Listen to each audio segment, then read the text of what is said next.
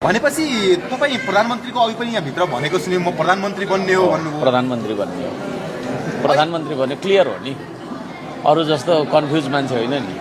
अरूले फल्नालाई प्रधानमन्त्री बनाइदिए फल्नालाई प्रधानमन्त्री बनाइदिए भन्छ, म त मै बन्नलाई आएको हो, मै बन्छु प्रधानमन्त्री।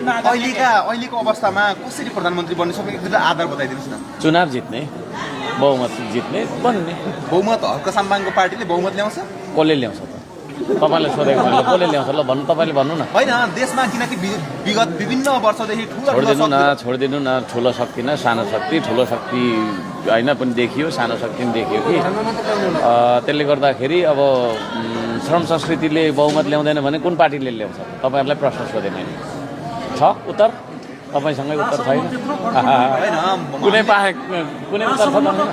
जस्तो कि तपाईँले भन्दै गर्दा जुन नयाँहरू भनिएका छन् आफूलाई वैकल्पिक भन्छन्, कुनै समय तपाईँका यता सोध्दै हुनु छ अनि हितै समिति पनि बालन शाह, काठमाडौँ महानगरपालिकाका मेयर बालन शाह, पानी बार छ भन्ने सुनेको थियो। आज पनि यही कार्यक्रममा आउनु भएको थियो जब बालन शाह निस्कनु भयो अनि तपाईँको प्रवेश भयो भन्ने चर्चा हुँदैछ यो विषयमा। म चाहिँ उहाँ आउनुहुन्छ भन्ने मलाई चाहिँ थाहा छैन। अब मलाई चाहिँ अब यो चाहिँ नै सम्मान होइन गर्ने भन्ने कुरा भएको कारणले गर्दाखेरि म आएँ। विराटनगरको चाहिँ तपाईँको आधी घन्टा भयो। विराटनगरको होइन किन ढिला गरिराख्नु, मतलब गरेन।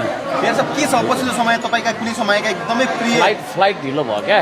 9 बजीको फ्लाइट थियो, 12 साढे 12मा उड्यो। अनि पछिल्लो समय बालन शाहसँग चाहिँ वार्ता छ छैन, कुराकानी हुन्छ?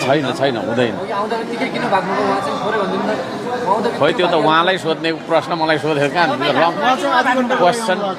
रङ क्वेसन टु रङ भन्ने पर्सन क्या।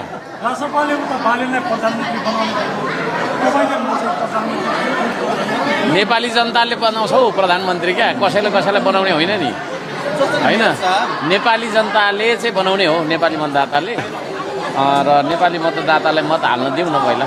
जस्तो कि मेयर साहब, तपाईँहरू नयाँ जोसलाई धेरै जनताले आश गरेका थिए, उनीहरू चाहिँ यो मिल्न किन सकेनन्, मिल्न किन यो के कुराले रोक्यो भन्ने कुराहरू प्रश्न आइरहेको छ कि? यस्तो छ हौ, हाम्रो चाहिँ विचारै मिल्दैन, स्वभावै मिल्दैन, हाम्रो उद्देश्य नै मिल्दैन होइन। त्यसले गर्दाखेरि हामी चाहिँ नमिल्दैन। तपाईँको विचारै कोहीसँग नमिल्ने किन यस्तो भयो होला? यस्तो छ। अब एयरपोर्टबाट म विराटनगर जाने मान्छे, उहाँहरू पोखरा जाने मान्छे, अनि एउटै प्लेनमा जा भनेर तपाईँले भने हुन्छ? मेयर साहब, एउटा गन्तव्य नै फरक छ क्या। उहाँहरू अर्कै गन्तव्यको मान्छे हो, हामी अर्कै गन्तव्यको मान्छे हो, मिल्दैन। मेयर साहब, युवाहरूले विद्रोह गरिरहेको बेलामा हिजो नेपाली काङ्ग्रेसभित्र पनि विद्रोह भयो। यसलाई कसरी हेर्नुभएको छ हजुरले? त्यो चाहिँ मलाई थाहा भएन। उहाँहरूको पार्टीको आन्तरिक मामिला हो, त्यो मलाई थाहा भएन। होइन, एउटा जिम्मेवार पार्टीको तपाईँको नेता पनि हुनुहुन्छ नि त। अनि त्यो त होइन, उहाँहरूको फेरि अर्काको घरभित्र च्याउँदिनँ क्या म।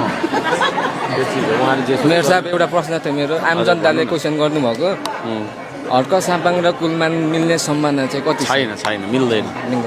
केही दिन अगाडि सुदन किरातीसँग पनि भेटघाट भयो, त्यस क्रममा पनि त्यसमा चाहिँ मैले उहाँलाई माटो चुनाव चिन्हमा चुनाव लड्ने हो भनेर सोध्नु गएको थिएँ होइन।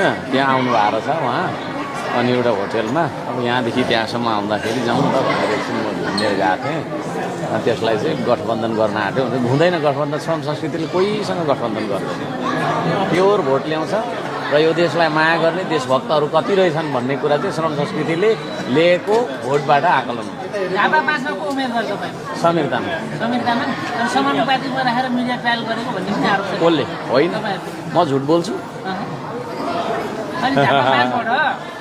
हर्क साम्बाङ झुट बोल्दैन। अहिले भर्खर भित्र मैले के भने है, मुन्दुमी मान्छेले झुट बोल्दैन, मुन्दुमी मान्छेले झुट बोल्दैन क्या।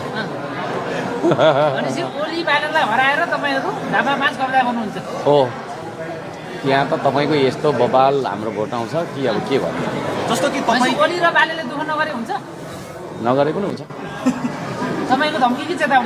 होइन, यथार्थ किन धम्की र चेतावनी कुरा? जस्तो कि तपाईँलाई नै हराउन जो तपाईँको अहिले उपमेयर हुनुहुन्छ होइन, उहाँ नै लाग्ने भनेर समाचारहरू आइरहेका छन्। जनप्रतिनिधि उहाँ चाहिँ किन लाग्ने? उहाँ त पालिका चलाउनुहुन्छ होला नि। मैले गरेपछि उहाँ पनि देश चलाउने तपाईँ जस्तै हो।